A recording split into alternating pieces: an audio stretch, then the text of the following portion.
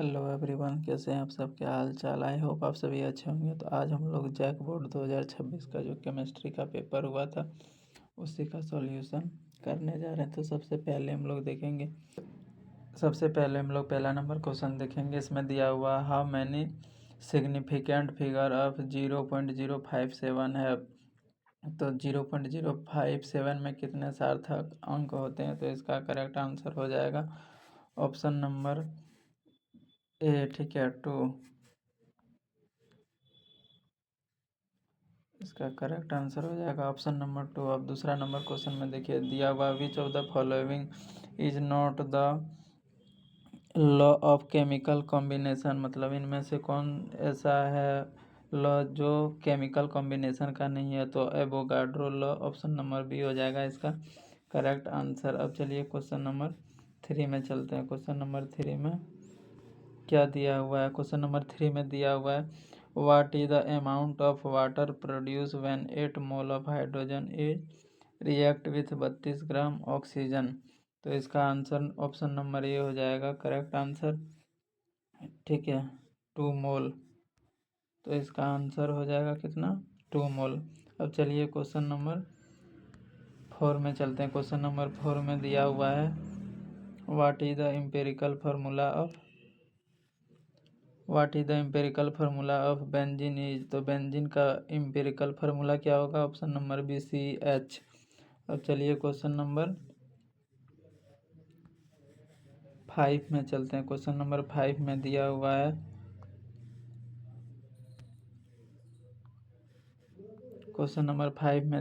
What is the concentration of sugar, जिसका formula होता है C12H22 वो 11 in mole per litre if it's 20 gram are dissolve in enough water the make final volume up to 2 litre. तो इसमें हम लोगों को मोलरिटी मतलब पूछा हुआ है। तो इसका अगर हम लोग लिखेंगे मोलरिटी का फार्मूला गिवन मास बटे मोलिकुलर मास, ठीक है।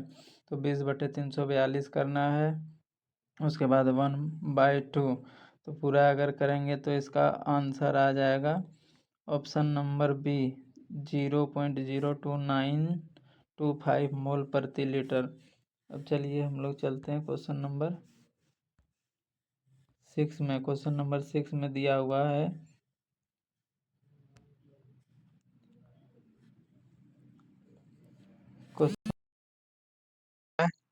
if the number of proton and neutron are an element is 13, ठीक है, 13 and 14 respectively, then what are the atomic number and mass number A? तो इसका ऑप्शन नंबर बी हो जाएगा 13 and 27 सही, ठीक है। चलिए क्वेश्चन नंबर 7 में चलते हैं। क्वेश्चन नंबर 7 में क्या दिया हुआ है वो देखते हैं। यहाँ पे दिया हुआ है what is the wavelength of visible region in electromagnetic radiation, मतलब विद्युत चुंबकीय विकिरण के दृश्य क्षेत्र में तरंग दैर्घ्य का क्या होता है? तो इसका ऑप्शन नंबर हो जाएगा ए करेक्ट आंसर, ठीक है, 400 नैनोमीटर से 750 नैनोमीटर। अब क्वेश्चन नंबर 8 में दिया हुआ है if energy is equal to 4.5 kilo joule the wavelength is. तो इसका फार्मूला होता है E इज इक्वल टू hc/लैम्डा। अब लैम्डा हम लोगों को निकालना है, तो इसको अगर E के जगह पे लेके जाएंगे और लैम्डा के जगह पे E को लाएंगे तो इसका वैल्यू हो जाएगा 4.42 into 10⁻19 metre. Option number A हो जाएगा इसका करेक्ट आंसर। चलिए अब क्वेश्चन नंबर 10 में चलते हैं।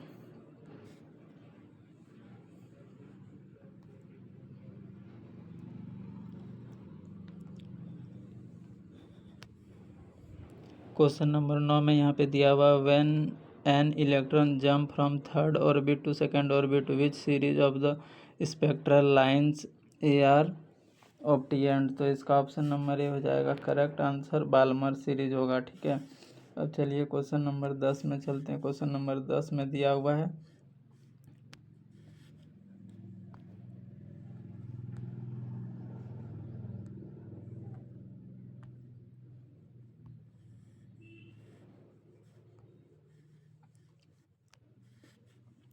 क्वेश्चन नंबर 10 में दिया what is the shape of orbital whose l is equal to 1, मतलब उस कक्ष का आकार क्या होगा जिसका एल का मान 1 होता है। तो एल का मान किसका 1 होता है, पी ऑर्बिटल के लिए। तो पी का आकार कैसा होता है, डम्बल। ऑप्शन नंबर बी हो जाएगा इसका करेक्ट आंसर। 14 नंबर में दिया हुआ है which of the following set of quantum number is not violate, मतलब ये एक क्वांटम नंबर का सेट दिया हो, इसमें से कौन वायलेट नहीं है वो बताना है। तो इसका ऑप्शन नंबर बी हो जाएगा करेक्ट आंसर। n बराबर 1 तो l का वैल्यू, अगर n बराबर 1 हो तो l का वैल्यू मतलब 0 होगा। यहाँ l बराबर 2 दिया हुआ तो ये हो जाएगा गलत, ठीक है। और ऑप्शन नंबर बी हो जाएगा इसका करेक्ट आंसर। चलिए question number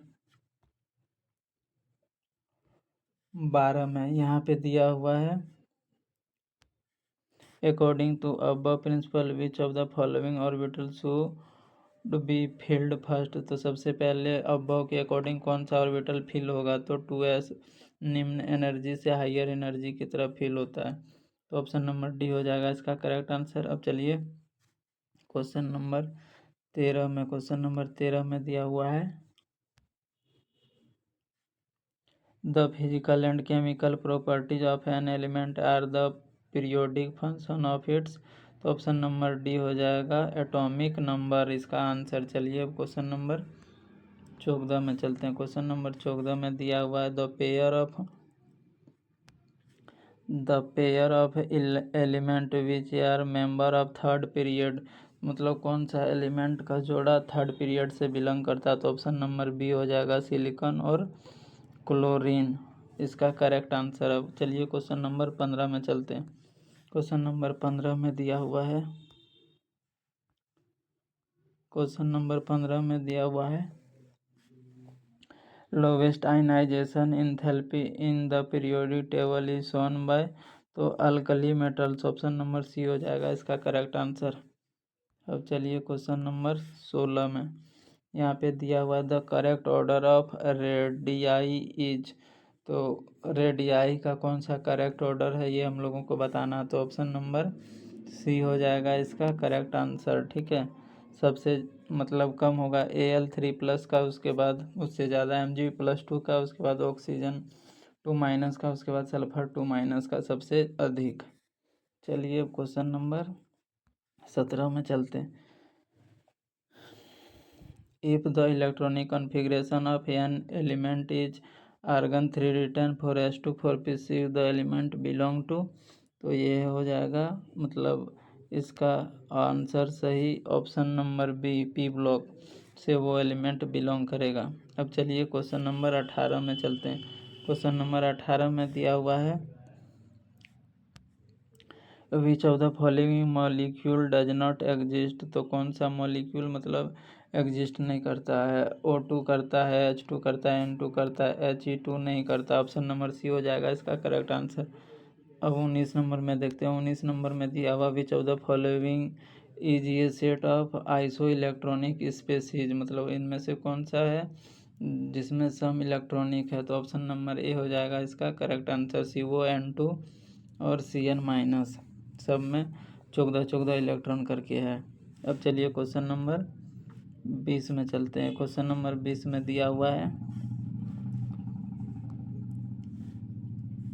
the hybridization of N in NH3 is, तो इसका हाइब्रिडाइजेशन हो जाएगा NH3 मतलब बैलेंस इलेक्ट्रॉन 5 3 बॉन्ड बनाया एक lone pair sp3। Option number C हो जाएगा इसका करेक्ट आंसर। चलिए अब क्वेश्चन नंबर 21 में चलते हैं। क्वेश्चन नंबर 21 में दिया हुआ है the shape which of the following is mismatch regarding shape, मतलब मॉलिक्यूल दिया हुआ और उसका शेप दिया हुआ तो कौन सा गलत है वो बताना। तो ऑप्शन नंबर ए हो जाएगा CF4 का, ये गलत होता है।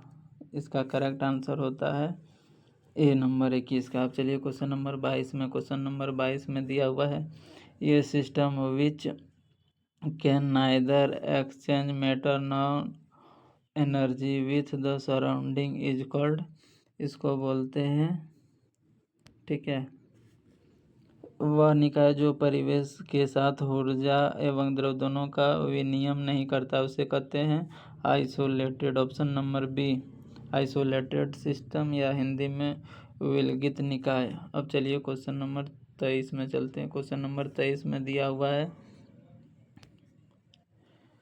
इन ये process 701 joule of heat is absorbed bye A system and 394 joule of work is done by the system, the change in internal energy is.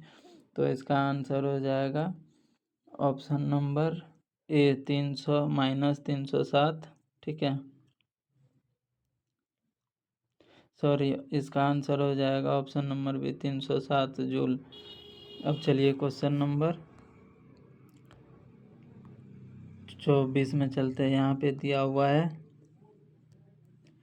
For the reaction two H gas और H2 gas बना तो the sign of delta H and delta S, इसका दोनों का sign क्या हो जाएगा? Negative. Option number D हो जाएगा इसका करेक्ट आंसर। क्वेश्चन नंबर 25 में दिया हुआ calculate the enthalpy change from the following reaction. CH4 gas है, O2 से विक्रिया करके CO2 प्लस 2H2O बनाया है। तो इसमें से इसका सबका एंथैल्पी का वैल्यू दिया हुआ है, तो इसका आंसर हो जाएगा बी माइनस 891.1 किलो जूल। अब चलिए क्वेश्चन नंबर 26 में। क्वेश्चन नंबर 26 में दिया हुआ है for which process is delta G is equal to negative. तो स्पॉन्टेनियस प्रोसेस में डेल्टा जी का मान क्या होता है? नेगेटिव होता है। अब चलिए क्वेश्चन नंबर 27 में चलते हैं। क्वेश्चन नंबर 27 में दिया हुआ है for the reaction CuSO4 into 5H2O solid है जो कि इक्विलिब्रियम में है, तो CuSO4 into 3H2O solid plus 2H2O gas बनाता है। Which one is correct representation. तो इसका ऑप्शन नंबर ए हो जाएगा correct, Kp is equal to P2H2O।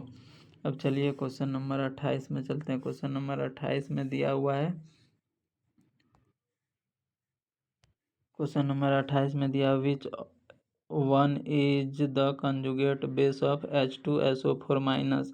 तो यहाँ पे हम लोगों को बेस पूछ रहा है, तो इसमें से एक और हाइड्रोजन हम लोगों को निकालना है। तो option number D SO4 2 minus हो जाएगा इसका आंसर। अब 29 नंबर में देखिए which of the following can act as Lewis acid. तो इसका आंसर हो जाएगा BCl3। ठीक है, जो कि एक लुईस एसिड की तरह कार्य करता है। अब चलिए क्वेश्चन नंबर 30 में। क्वेश्चन नंबर 30 में दिया हुआ है NaOH एक्वस और HCl aqueous and NaCl aqueous have concentration of 10⁻³ m each, their pH will be respectively. तो सबों का pH का मान हम लोगों से पूछा है, तो इसका ऑप्शन नंबर बी हो जाएगा करेक्ट आंसर 11, 3 और 7। ठीक है, अब चलिए क्वेश्चन नंबर 31 में। क्वेश्चन नंबर 31 में क्या दिया हुआ है? क्वेश्चन नंबर 31 में दिया हुआ है the oxidation number of boron in NaBH4 and Cr in K2Cr2O7। तो अगर NaBH4 में हम लोग बी का ऑक्सीडेशन निकालेंगे तो +3, और यहाँ K2Cr2O7 में निकालेंगे तो +6। ऑप्शन नंबर बी हो जाएगा इसका करेक्ट आंसर। अब इन the following reaction 4P + 3KOH + 3H2O ये रिएक्ट करके बनाता है 3KH2PO2 + PH3।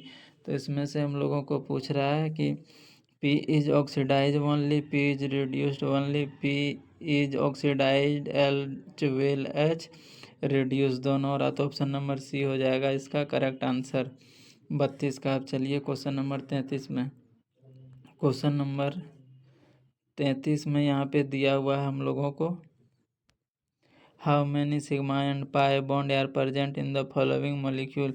तो एक मॉलिक्यूल दिया, इसमें से सिग्मा और पाई बॉन्ड हम लोगों को बताना है। तो यहाँ पे देखिए कितना होगा, 1 2 3 5 सिग्मा और 4 पाई। ऑप्शन नंबर ए हो जाएगा इसका करेक्ट आंसर। अब चलिए क्वेश्चन नंबर 34 में। क्वेश्चन नंबर 34 में दिया हुआ 2 chloropropane and 1 chloropropane will exhibit dash isomerism. तो इसका क्या है, सिर्फ पोजीशन में चेंज है, तो इसीलिए इसका आंसर हो जाएगा position isomerism. Option number B हो जाएगा इसका करेक्ट आंसर। अब चलिए क्वेश्चन नंबर 35 में। क्वेश्चन नंबर 35 में हम लोगों के पास है the IUPAC name of isobutyl chloride is. तो आइसोब्यूटाइल क्लोराइड का यूपेक नेम क्या होगा, 1-क्लोरो-2-मिथाइल प्रोपेन। ऑप्शन नंबर बी हो जाएगा इसका करेक्ट आंसर। अब चलिए क्वेश्चन नंबर 36 में। क्वेश्चन नंबर 36 में क्या दिया हुआ है, which of the following is a nucleophile. तो इनमें से कौन एक न्यूक्लियोफाइल है वो हम लोगों को बताना है। तो ऑप्शन नंबर सी हो जाएगा इसका करेक्ट आंसर। CN- एक न्यूक्लियोफाइल है। क्वेश्चन नंबर 37 में दिया है homolytic fission leads to the formation of. तो होमोलैटिक फिजन जब भी होता है तो उसमें फ्री रेडिकल का निर्माण होता है। ऑप्शन नंबर सी हो जाएगा इसका करेक्ट आंसर। अब चलिए क्वेश्चन नंबर 38 में चलते हैं। क्वेश्चन नंबर 38 में दिया हुआ है ब्यूट टू इन, मतलब इसका अगर हम लोग ओजोनोलाइसिस करेंगे तो प्रोडक्ट क्या बनेगा। तो इसका आंसर हो जाएगा इथेनॉल। ठीक है, ऑप्शन नंबर बी हो जाएगा इसका करेक्ट आंसर। अब चलिए क्वेश्चन नंबर 39 में चलते हैं। क्वेश्चन नंबर 39 में दिया विच of the following is an aromatic. तो एरोमेटिक इनमें से कौन एक एरोमेटिक है। तो ऑप्शन नंबर डी हो जाएगा इसका करेक्ट आंसर। ठीक है, नेप्थलीन इसका नाम होता है। अब चलिए क्वेश्चन नंबर 40 में दिया हुआ है the reaction used for preparation of higher alkane from alkyl halide. तो ये हो जाएगा उर्ज रिएक्शन। इसका उपयोग करके हम लोग हायर एल्केन प्राप्त कर सकते हैं। तो ये हो गया इसका करेक्ट आंसर।